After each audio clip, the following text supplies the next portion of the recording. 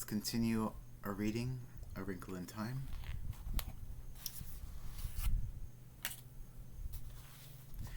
We're going to continue with Chapter 6, The Happy Medium.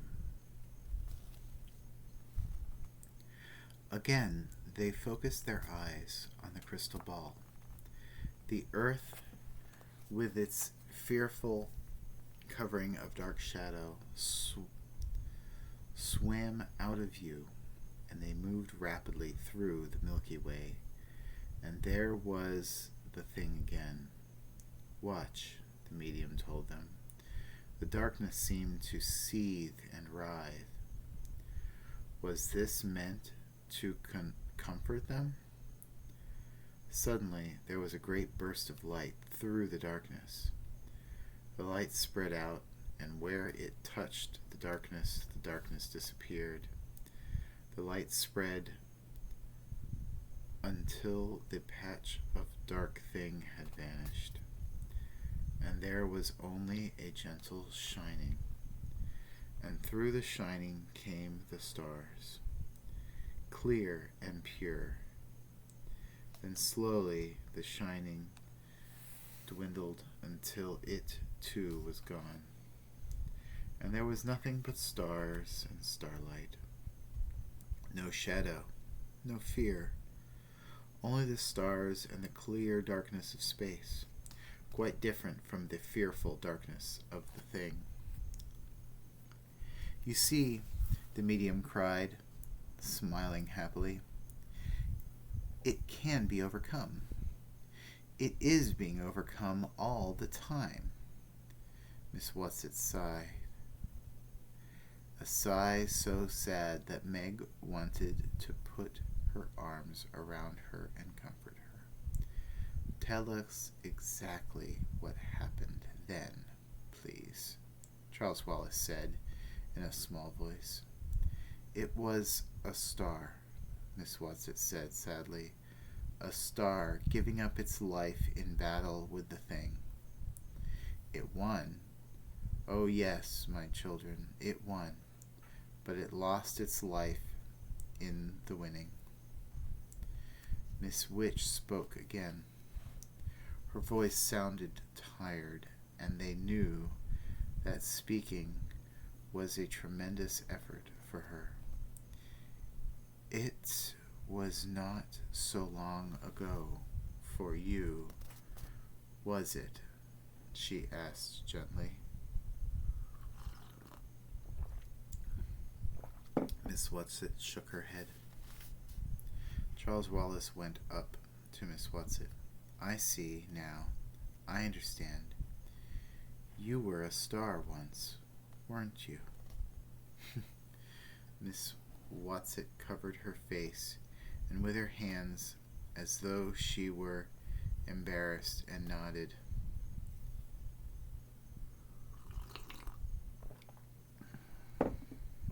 And you did what that star just did.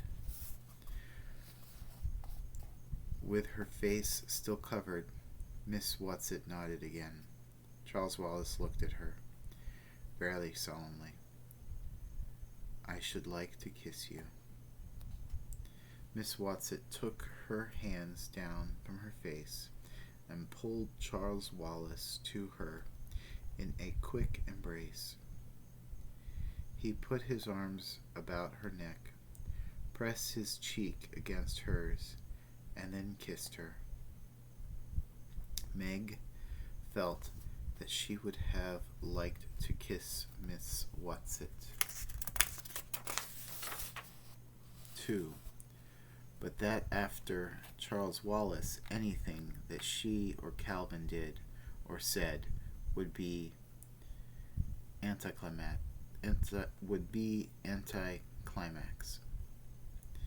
She contented herself with looking at Mrs. Whatsit, even though she was used to Miss Whatsit's old get-up, and the very oddness of it was what made her seem so comforting.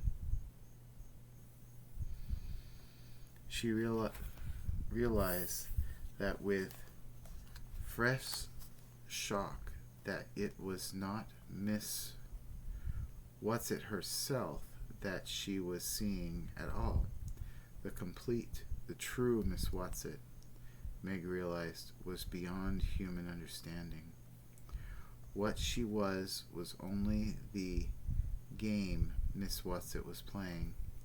It was an amusing and charming game, a game full of both laughter and comfort, but it was only a tiniest facet of all the things Miss What's-It could be. I didn't mean to tell you, Miss What's-It faltered. I didn't mean ever to let you know, but oh, my dear, I did so love being a star. You are still very young, Miss Witch said, her voice faintly chiding. The medium sat looking happily at the star-filled sky in her ball, smiling and nodding and chuckling gently. But Meg noticed that her eyes were drooping, and suddenly her head fell forward, and she gave a faint snore. Poor thing, Miss What's-It said. We've worn her out. It's very hard work for her. Please, Miss What's-It, Meg asked, what happens now?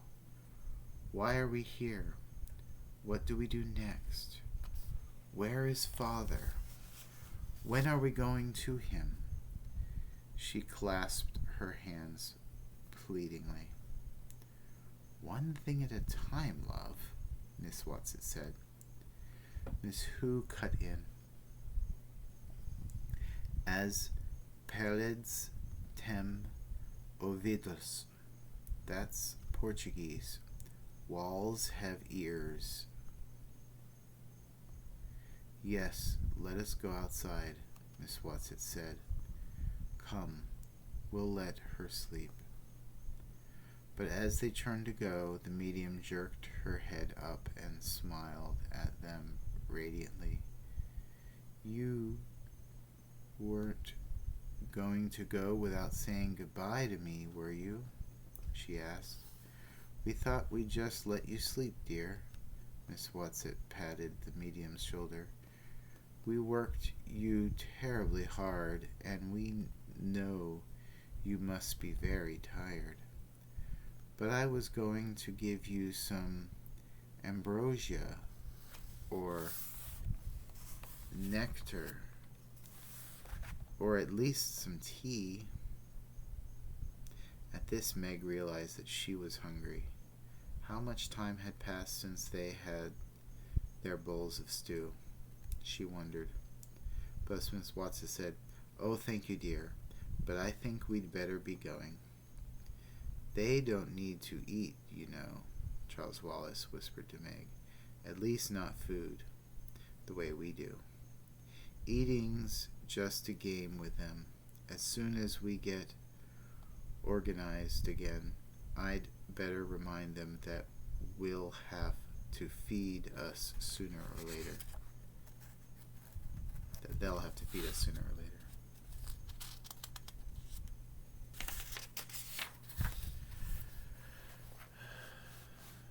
The medium smiled and nodded.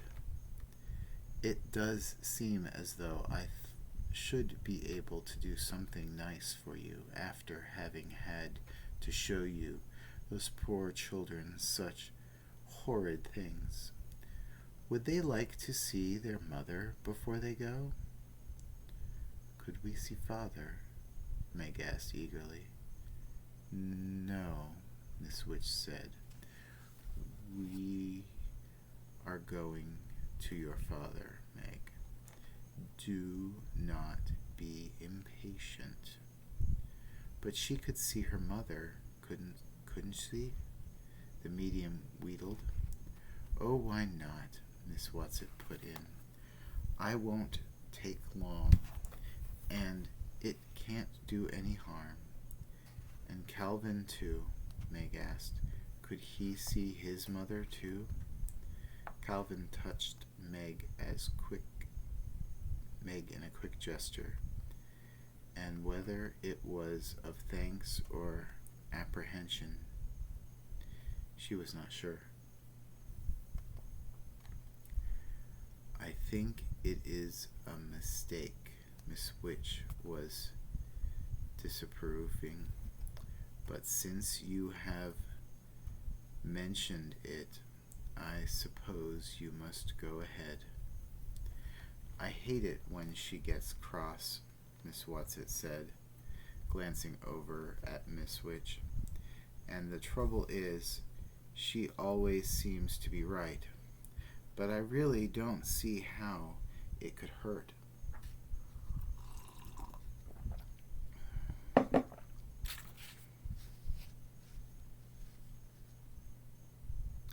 And it might make you all feel better. Go on, Medium dear.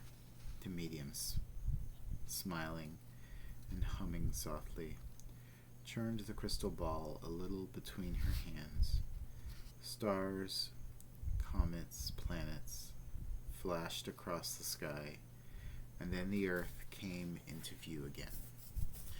The darkened earth, closer, closer, till it filled the globe, and they had somehow gone through the darkness until the soft white of clouds and gentle outline of continents shone clearly. Calvin's mother first, Meg whispered to the medium. The globe became hazy, cloudy. The shadow began to solidify, to clarify, and they were looking into an untidy kitchen with a sink full of unwashed dishes. In front of the sink stood an unkempt woman with gray hair stringing about her face. Her mouth was open, and Meg could see the toothless gums, and it seemed that she could almost hear her screaming at two small children who were standing by her. Then she grabbed a long wooden spoon from the sink and began whacking one of the children. "Oh dear," the medium murmured, and the picture began to dissolve. "I didn't really..." "It's all right," Calvin said in a low voice. "I think I'd rather you knew." Now, instead of reaching out to Calvin for safety, Meg took his hand in hers, now saying anything in words, but trying to tell him by the pressure of her fingers what she felt. If anyone had told her only the day before that she, Meg, the snaggle-toothed, the myopic, the clumsy, would be taking a boy's hand to offer him comfort and strength, particularly a popular and important boy like Calvin, the idea would have been beyond her comprehension. But now it seemed as natural to want to help and protect Calvin as it did Charles Wallace. The shadows were swirling in the crystal again, and as they cleared, Meg began to recognize her mother's lab. At home, Miss Murray was sitting perched on her high stool, writing away as a sheet of paper on her clipboard on her lap. Writing away at a sheet of paper on a clipboard on her lap. She's writing Father, Meg thought, the way she always does, every night. The tears that she could never learn to control swam to her eyes as she watched. Miss Murray looked up from her letter, almost as though she were looking toward the children, and then her head dropped, and she put it down on the paper and sat there, huddled up, letting herself relax into the unhappiness that she never allowed her children to see. And now the desire for tears left Meg. The hot, protective anger she had felt for Calvin when she looked into his home, she now felt turned towards her mother. "Let's go," she cried harshly. "Let's do something." "She's always so right," Miss Whatsit murmured, looking towards Miss Witch. "Sometimes I wish she'd just say, 'I told you so,' and have done with it." "I only meant to help," the medium wailed. "Oh, medium dear, don't feel badly," Miss Whatsit said swiftly.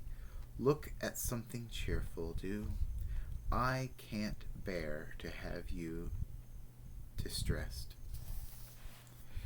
"It's all right," Meg assured the medium earnestly.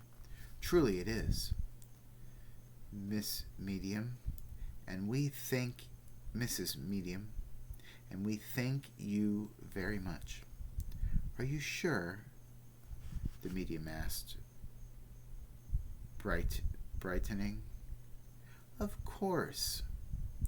It really helps ever so much because it made me mad, and when I'm mad, I don't have room to be scared."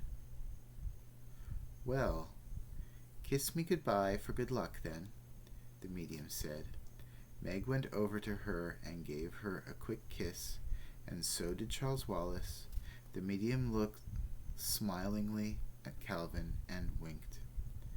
"I want the young man to kiss me, too.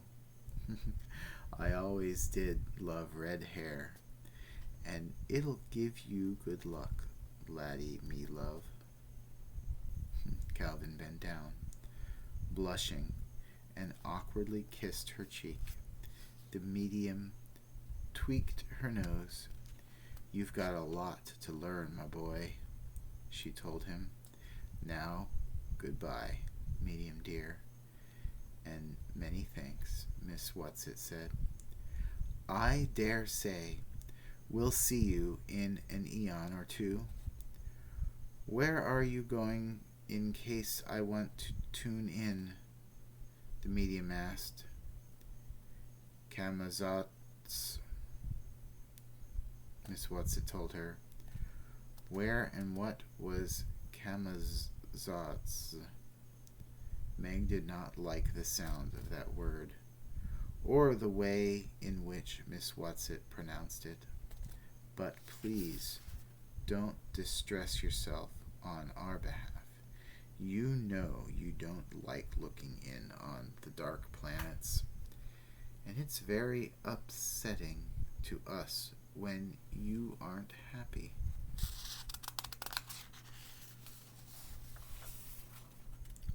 "But I must know what happens to the children," the medium said.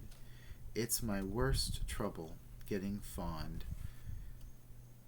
If I didn't get fond, I could be happy all the time.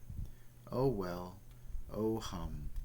I manage to keep pretty jolly, and a little snooze will do wonders for me right now. Goodbye, and her words got lost in the gentle buzz of a snore. "Come," Miss Witch ordered, and they followed her out of the darkness of the cave to the impersonal grayness of the medium's planet. "Now, children, you must not be frightened at what is going to happen," Miss Witch warned. "Stay angry, little Meg," Miss Whatsit whispered. "You will need all your anger now." Without warning, Meg was swept into nothingness again. This time the nothingness was interrupted by a feeling of clammy coldness, such as she had never felt before. The coldness deepened and swirled like all about her, and though her and was filled all about her and through her, and was filled with a new and strange kind of darkness that was completely tangible thing, a thing that wanted to eat and digest her like some enormous, malicious beast of prey. Then the darkness was gone. Had it been the shadow? The black thing? Had they had to travel through it to get to her father? There was the by now familiar tingling in her hands and feet, and the push through hardness, and she was on her feet, breathless but unharmed, standing beside Calvin and Charles Wallace.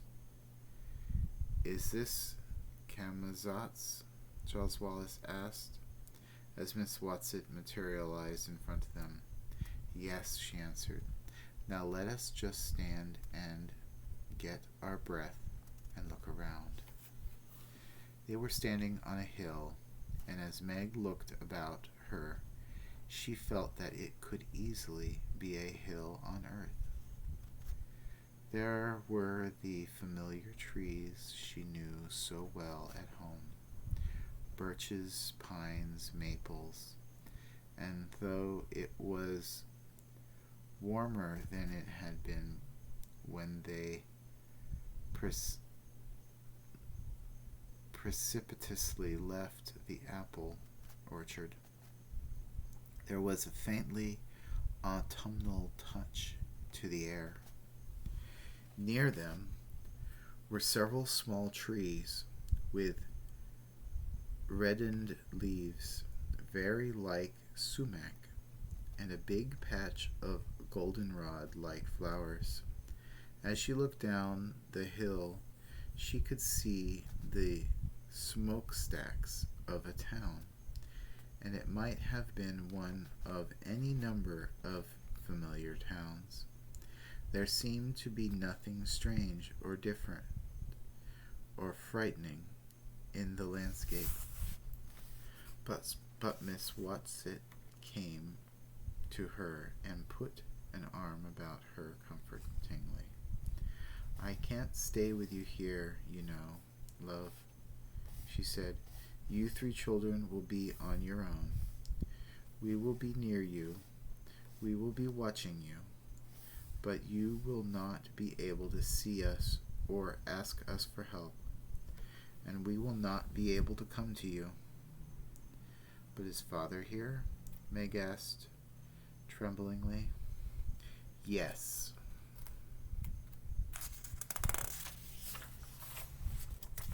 "But where? When will we see him?" She was poised for running, as though she were going to sprint off immediately to wherever her father was. "That I cannot tell you. You will just have to wait until the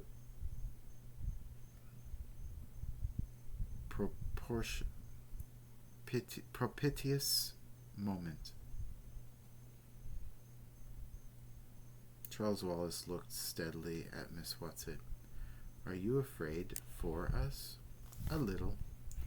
But if you weren't afraid to do what you did when you were a star, why should you be afraid for us now?"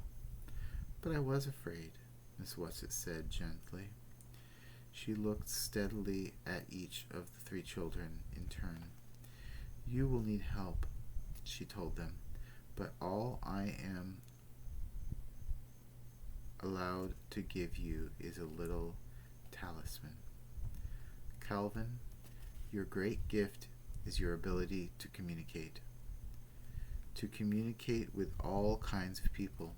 So for you, I will strengthen this gift. Meg, I give your faults." "My faults?" Meg cried. "Your faults. But I'm always trying to get rid of my faults." "Yes," Miss Whatsit said. "However, I think you'll find they'll come in very handy on Camazotz. Charles Wallace, to you I can give only the resilience of your childhood." From somewhere, Miss Who's glasses glimmered, and they heard her voice. "Calvin," she said, "a hint for you, a hint. Listen well."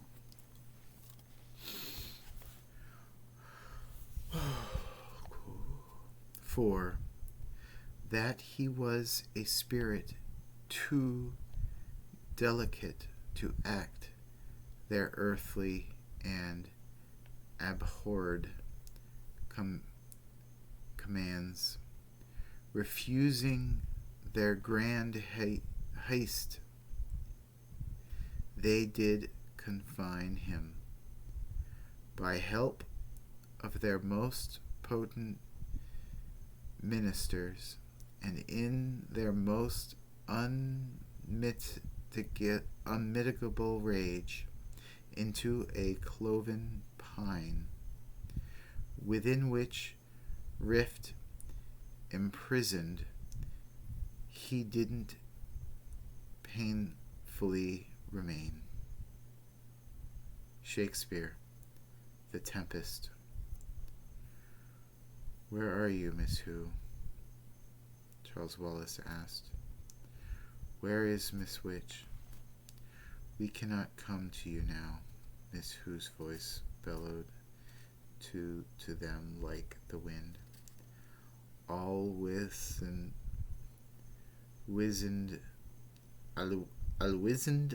bin ik nicht. Doch wel ist mir bewusst. Goeth, I do not know everything. Still many things I understand." "That is for you, Charles. Remember that you do not know everything." Then the voice was directed to Meg. "To you I leave my glasses, little blind as a bat, but do not use them except as a last resort. Save them for the final moment of peril." As she spoke, there was another shimmering of spectacles, and then it was gone, and the voice faded out with it. The spectacles were in Meg's hand. She put them carefully into the breast pocket of her blazer, and the knowledge that they were there somehow made her a little less afraid. "To all three of you I give my command," Miss Witch said. "Go down into the town. Go together. Do not let them separate you. Be strong." There was a flicker, and then it vanished. Meg shivered. Miss Whatsit must have been the shiver, for she patted Meg on the shoulder. Then she turned to Calvin. "Take care of Meg." "I can take care of Meg," Calvin Wallace said rather sharply. I always have. Miss Whatsit looked at Charles Wallace, and the creaky voice seemed somehow both to soften and to deepen at the same time. Charles Wallace, the danger here is greatest for you. Why? Because of what you are. Just exactly because of what you are. You will be by far the most vulnerable. You must stay with Meg and Calvin. You must not go off on your own. Beware of pride and arrogance, Charles, for they may betray you. At the tone of Miss Whatsit's voice, both warning and frightening, Meg shivered again, and Charles Wallace butted up against Miss Whatsit in the way he often did with his mother, whispering, Now I think I know what you mean about being afraid. Only a fool is not afraid, Miss Whatsit told him. Now go. And where she had been, there was only sky and grasses and a small rock. Come on, Meg said impatiently. Come on, let's go. She was completely unaware that her voice was trembling like the aspen leaf. She took Charles Wallace and Calvin each by the hand and started down the hill. Below them the town was laid out in harsh, angular patterns. The houses in the outskirts were all exactly alike. Small square boxes painted gray, each had a small rectangular plot of land in front of a straight line of dull-looking flowers edging the path to the door. Meg had a feeling that if she could count the flowers, there would be exactly the same number for each house.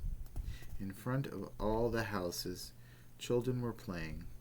Some were skipping rope, some were bouncing balls. Meg felt vaguely that something was wrong with their play. It seemed exactly like children playing around any housing development at home, and yet there was something different about it. She looked at Calvin and saw that he, too, was puzzled. Look, Charles Wallace said suddenly. They're skipping and bouncing in rhythm. Everyone's doing it at exactly the same moment. This was so. As the skipping rope hit the pavement, so did the ball. As the rope curved over the head of the jumping child, the child with the ball caught the ball. Down came the rope, down came the ball.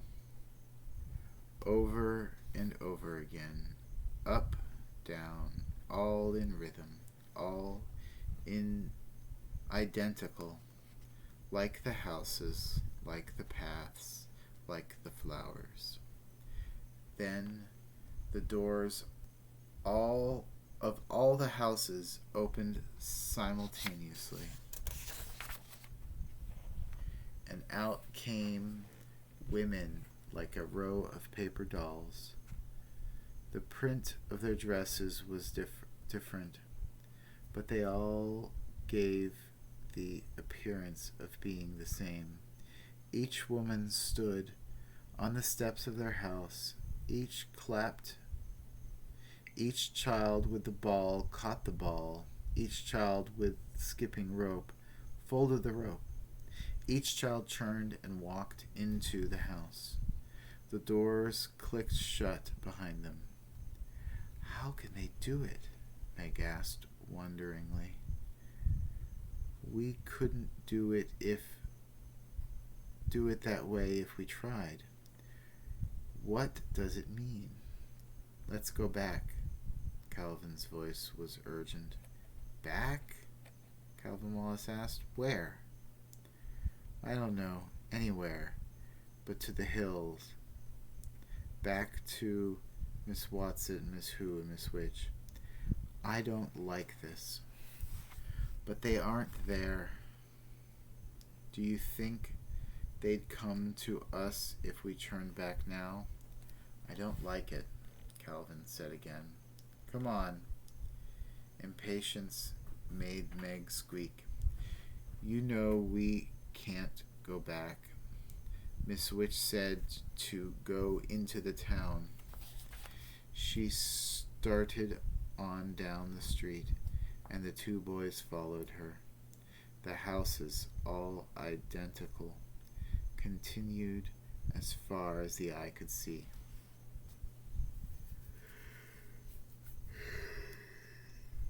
Then all at once, they saw the same thing and stopped to watch. In front of one of the houses stood a little boy with a ball, and he was bouncing it. But he bounced it rather badly, and with no particular rhythm. Sometimes dropping it and running after it awkward,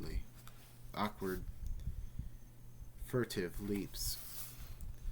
Sometimes throwing it up into the air and trying to catch it. The door of the house opened, and out ran one of the mother figures. She looked wildly up and down the street, saw the children, and put her hand to her mouth as though to stifle a scream, grabbed the little boy and rushed indoors with him. The ball dropped from his fingers and rolled out onto the street. Charles Wallace ran after it and picked it up, holding it out for Meg and Calvin to see. It seemed like a perfectly ordinary brown rubber ball. Let's take it to him and see what happens, Charles Wallace suggested. Meg pulled at him. Miss Watson said for us to go on into the town. Well, we are in the town, aren't we? The outskirts, anyhow. I want to know more about this. I have a hunch. It may help us later. You go on if you don't want to come with me. No, Calvin said firmly. We're going to stay together. Miss Watson said we weren't to let them separate us. But I'm with you on this. Let's knock and see what happens. They went up to the path to the house. Meg reluctant, eager to get on into the town. Let's hurry, she begged. Please, don't you want to find Father? Yes, Charles Wallace said, but not blindly. How can we help him if we don't know what we're up against? And it's obvious we've been brought here to help him, not just to find him. He walked briskly up the steps and knocked at the door. They waited. Nothing happened. Then Charles Wallace saw a bell, and this he rang. They could hear the bell buzzing in the house, and the sound of it echoed down the street. After a moment, the mother figure opened the door. All up and down the street, other doors opened, but only a crack, and eyes peered towards the three children and the woman, looking fearfully out the door at them. What do you want? She asked. It isn't paper time yet. We've had milk time. We've had this month's polar press person, and I've given my decency donations regularly. All my papers are in order. I think your little boy dropped his ball, Charles Wallace said, holding it out. The woman pushed the ball away. Oh no! The children in our section never drop balls. They're all perfectly trained. We haven't had an aberration for 3 years. All up and down the block, heads nodded in agreement. Charles Wallace moved closer to the woman and looked past her into the house. Behind her in the shadows, he could see the little boy, who must have been about his own age. You can't come in, the woman said. You haven't shown me any papers. I don't have to let you in if you haven't any papers. Charles Wallace held the ball out beyond the woman so that the little boy could see it. Quick as a flash, the boy leaped forward and grabbed the ball from Charles Wallace's hand, then darted back into the shadows. The woman went very white, opened her mouth as though to say something, then slammed the door in their faces instead. All up and down the street, doors slammed. What are they afraid of? Charles Wallace asked. What's the matter with them? Don't you know? Meg asked him. Don't you know what all this is about, Charles? Not yet, Charles Wallace said. Not even an inkling. And I'm trying, but I don't get through anywhere. Not even a chink. Let's go.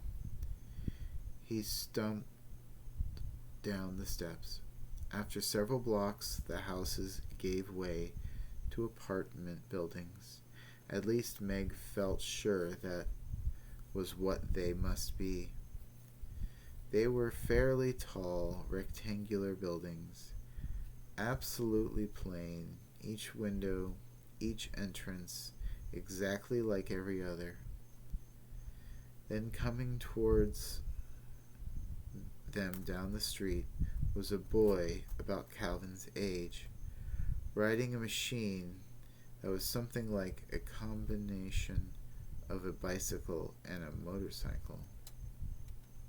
It had a slimness and lightness of a bicycle, and yet as the foot pedals turned, they seemed to generate an unseen source of power, so that the boy could pedal very slowly and yet move along the street quite swiftly.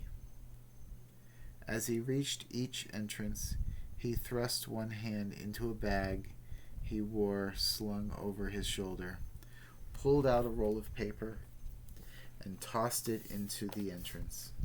It might have been Denny's or Sandy's, or any one of hundreds of boys with a newspaper route in any one of hundreds of towns back home. And yet, as with the children playing ball and jumping rope, there was something wrong about it.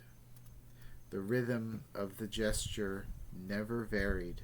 The paper flew in identically the same arc at each doorway, landing in identically the same spot. It was impossible for anybody to throw with such consistent perfection. Calvin whistled. I wonder if they play baseball here. As the boy saw them, he slowed down on his machine and stopped, his hand arrested as if it was about to plunge into the paper bag. What are you kids doing out on the street? He demanded. Only route boys are allowed out now. You know that. No, we don't know that, Charles Wallace said. We're strangers here. How about telling us something about this place? You mean you've had your entrance papers processed and everything? The boy asked.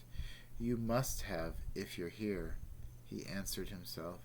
And what are you doing here if you don't know about us? You tell me, Charles Wallace said. Are you examiners? The boy asked a little anxiously. Everybody knows our city has the best Central Intelligence Center on the planet. Our production levels are the highest. Our factories never close. Our machines never stop rolling.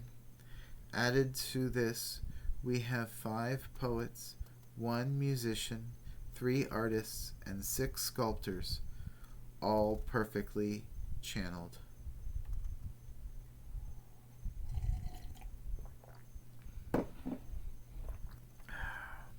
What are you quoting from? Charles Wallace asked. The manual, of course, the boy said. We are the most oriented city on the planet. There has been no trouble of any kind for centuries. All Camazotes knows our record.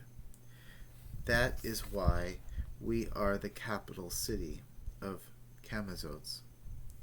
That is why Central Intelligence is located here. That is why IT makes IT's home here. There was something about the way he said it, that made a shiver run up and down Meg's spine. But Charles Wallace asked briskly, where is the Central Intelligence Center of yours? Central? The boy corrected. Just keep going, and you can't miss it. You are strangers, aren't you? What are you doing here? Are you supposed to ask questions? Charles Wallace demanded severely. The boy went white, just as the woman had. I humbly beg your pardon. I must continue my route now, or I will have to talk my timing into explainer.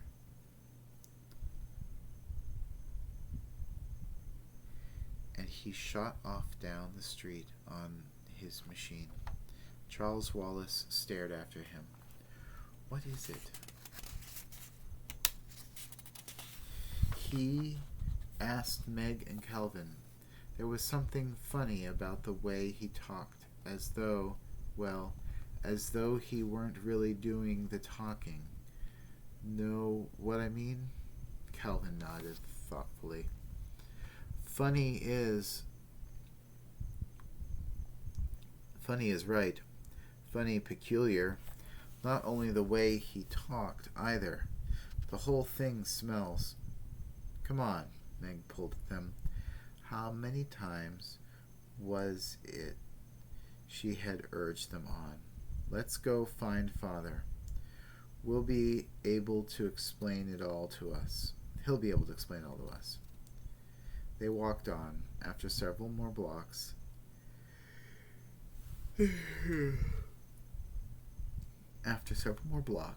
they began to see other people, grown-up people, not children, walking up and down and across the streets.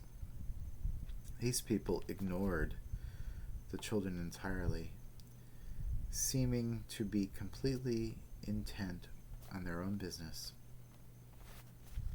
Some of them went into apartment buildings. Most of them were headed in the same direction as the children.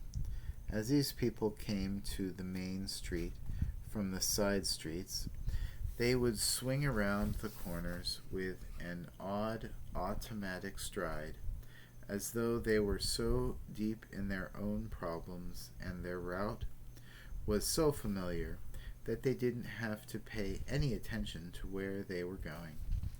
After a while, the apartment buildings gave way to what must have been office buildings. Great stern structures with enormous entrances.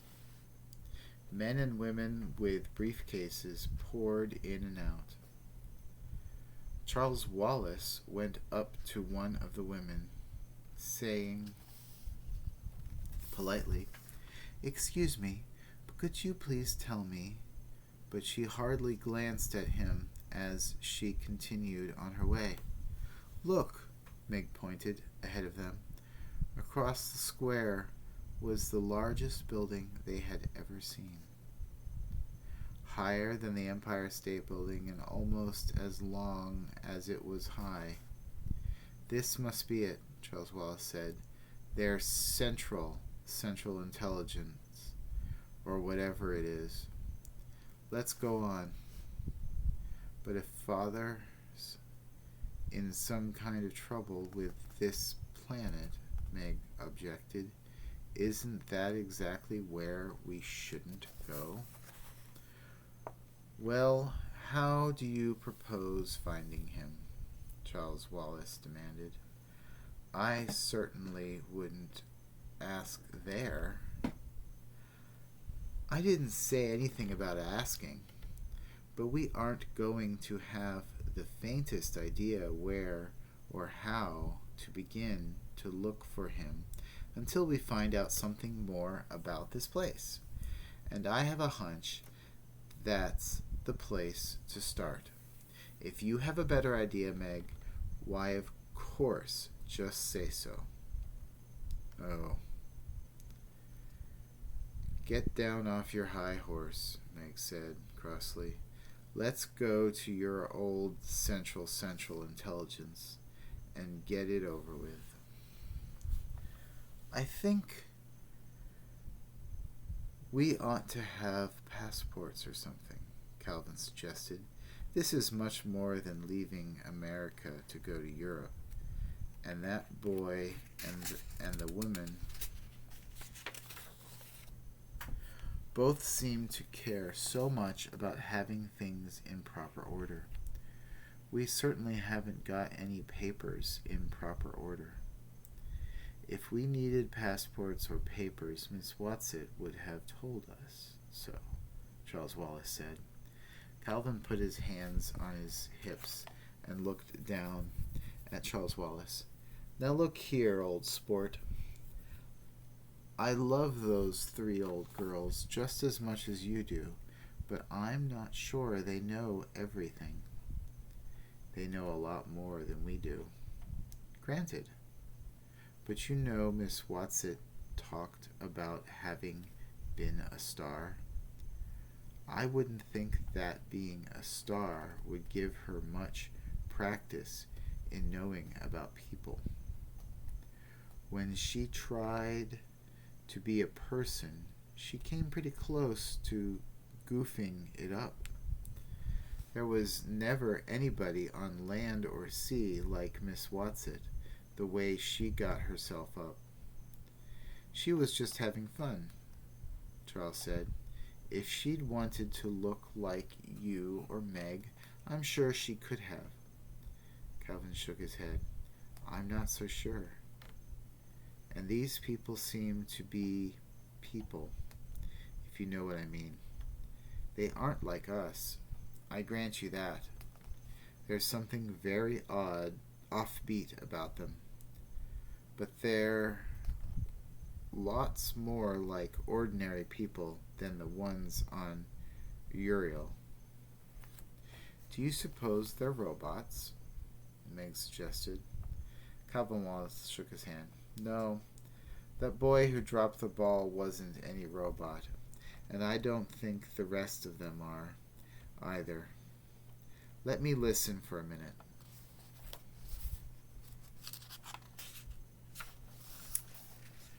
They stood very still, side by side, in the shadows of one of the big office buildings.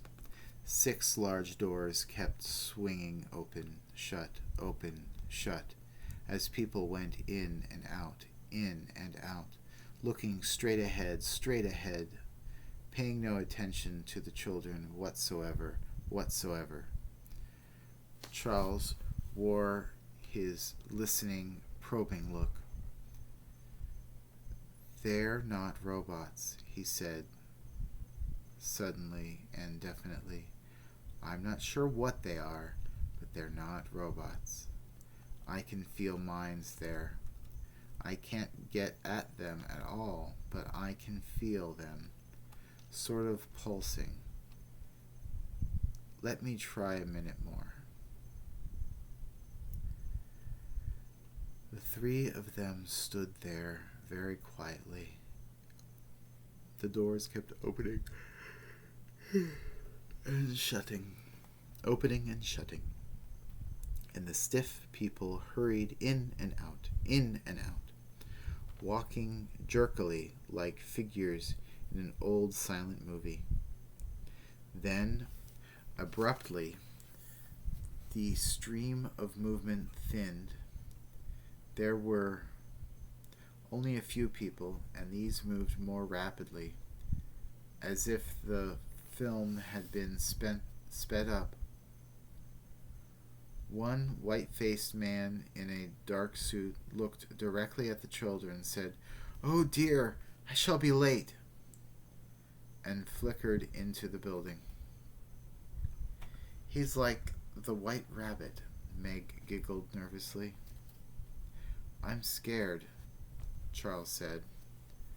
"I can't reach them at all. I'm completely shut out." "We have to find Father," Meg started again. "Meg." Charles Wallace's eyes were wide and frightened. "I'm not sure I'll even know Father. It's been so long, and I was only a baby." Meg's reassurance came quickly. "You'll know him."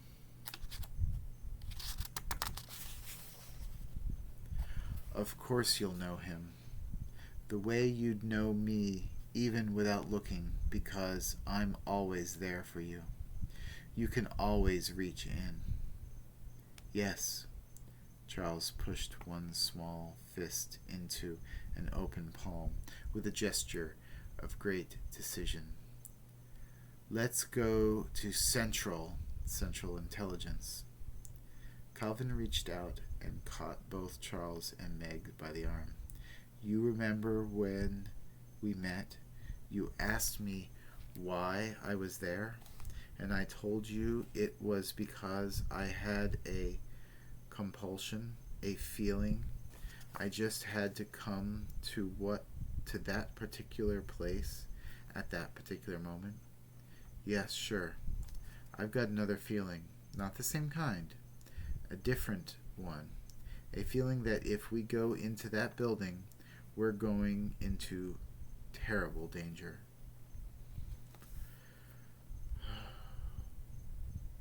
And that's the end of chapter 6.